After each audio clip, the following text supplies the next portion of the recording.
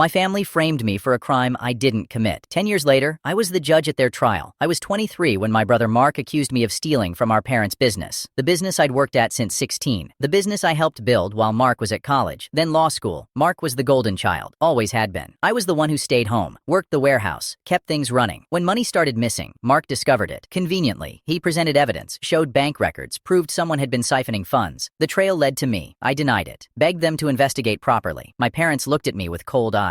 Mark's a lawyer. He knows what he's talking about. They pressed charges. I hired an attorney with money I didn't have. Lost. Spent 3 years in prison for a crime I didn't commit. While I was inside, Mark took over the business, expanded it, became a local success. My parents bragged constantly. I got one letter from my mother in 3 years. She hoped I was learning from my mistakes. I got out at 26 with nothing. No family, no money, no prospects. Just a felony record and a burning need to understand how my brother did it. I worked construction, went to community college at night, took law classes, passed the paralegal exam, then kept going. Took the LSAT, got into law school on scholarship, graduated near the top, passed the bar, worked as a public defender for 5 years, then a prosecutor for 3, built a reputation. Eventually, a judgeship opened in the county where I'd been convicted. I applied, got appointed. Took my seat 10 years to the day after I was handcuffed in that same courthouse. Last month, a case landed on my docket. Financial crimes, embezzlement from a family business. The defendant's name was Mark, my brother. I recused myself, conflict of interest, but I watched from the gallery when I wasn't on the bench. Sat in the back, listened to the evidence, watched my brother's world crumble. The prosecutor had bank records, witness testimony, a paper trail Mark couldn't explain. Turned out he'd been stealing from his own company for years. The same company he'd built after framing me. The same company our parents gave him. My parents sat in the front row every day. Looked older, smaller. My mother cried constantly. My father stared at the floor. Mark's defense was pathetic. Blamed everyone else. Partners, employees, even our parents. Lied on the stand. The jury saw through it. They convicted on all counts. Sentencing was last week. I sat in the back again. Watched the judge hand down 8 years. Watched Mark get handcuffed. Watched my mother collapse. Afterward, in the hallway, my father saw me. He stopped, stared, opened his mouth, closed it. I walked past without a word. My mother caught up outside, grabbed my arm. Please, he's your brother. He was your son too. Didn't stop you from believing him. We didn't know. We thought you thought what you wanted to think. It was easier to believe I was the criminal than face the truth about Mark. She cried, said she was sorry, said they'd made a terrible mistake. I spent 3 years in prison because of that mistake. You never visited, never wrote, never said, maybe we were wrong. We were wrong. We know that now. Now that Mark's the one in trouble. Now that you need something from me. She had no answer. I pulled an envelope from my pocket, plain white, handed it to her. A bus ticket, one way, and $200. That's what Mark gave me when I got out. Said it was all I deserved. She opened it, hands shaking. I'm not your son anymore. Haven't been for 10 years, but take the ticket. Go see Mark in prison. Be there for him the way you never were for me. I walked away, didn't look back. Mark's appeal was denied. He'll serve his full sentence. My parents sold their house to pay his legal fees. They live in a small apartment now, visiting their golden child on weekends.